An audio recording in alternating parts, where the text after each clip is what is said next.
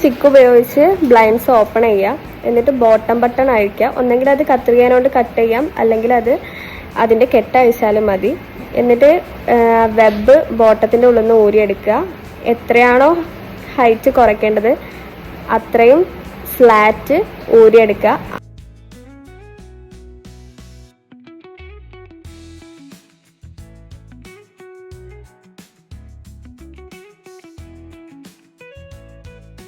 അവസാനത്തെ സ്ലാറ്റ് 2 നൂലുകൾക്ക് ഇടയിലൂടെ വേണം കോർക്കാൻ വേണ്ടിയിട്ട്.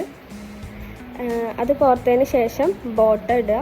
ബോട്ടം ഇട്ടതിന് ശേഷം എൽ ഷേപ്പിൻ്റെ ബ്ലൈൻഡ്സ് ആണ് ഇടുന്നതെങ്കിൽ ഹോൾസ് ഓപ്പോസിറ്റ് സൈഡിലേക്ക് വരുന്ന വിധത്തിൽ വേണം ഇടാൻ വേണ്ടിയിട്ട്.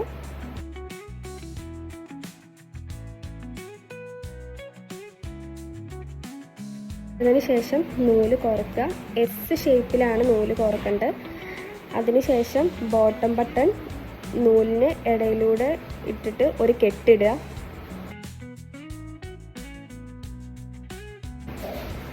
എന്നിട്ട് വെബ് ബോട്ടത്തിൻ്റെ ഉള്ളിലൂടെ വലിച്ചു പിടിക്കുക, ടൈറ്റായിട്ട് വലിച്ചു പിടിക്കുക. ബോട്ടം ബട്ടൺ ബോട്ടത്തിൻ്റെ ബാക്കിൽ പ്രസ് ചെയ്യുക.